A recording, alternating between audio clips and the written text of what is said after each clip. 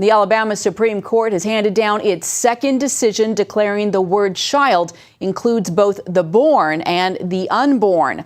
It follows the appeal of the conviction of a woman who used cocaine during her pregnancy. Her baby tested positive for the drug at his birth. Now, under Alabama law, it's considered chemical endangerment of a child. The court ruled that the state has a legitimate interest in protecting the life of children from the earliest stages of their development. Alabama Chief Justice Roy Moore and Justice Tom Parker wrote in the court's opinion, God, not governments and legislatures, gives persons these inherent natural rights. And joining us now is Father Frank Pavone, the National Director of Priests for Life, who is applauding this decision. Father Pavone, thanks for joining us today. Thank you for having me.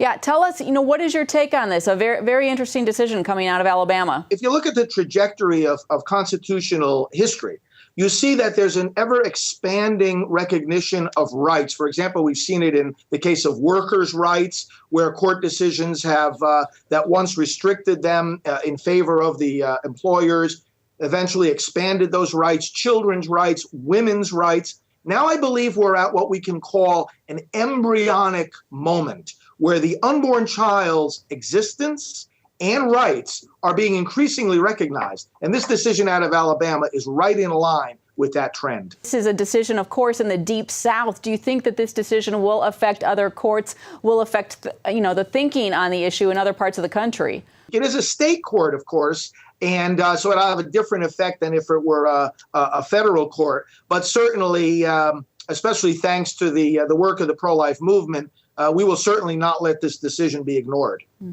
And a very interesting take on the word unborn. Do you think maybe lawmakers will take notice and start trying to push for an expanded definition? Well, we already see laws in place that reflect this wider definition. Most of the states now have laws protecting the unborn child in the case of injury or death by causes other than abortion. And of course, there's such a law at the federal level as well.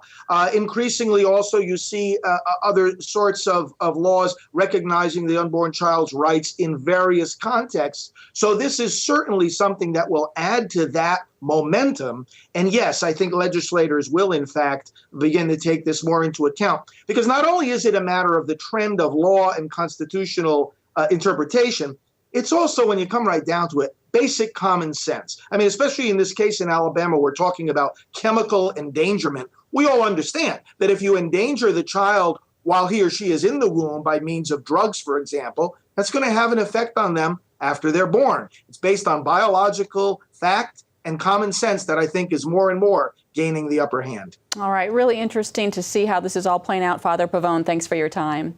Thanks for having me.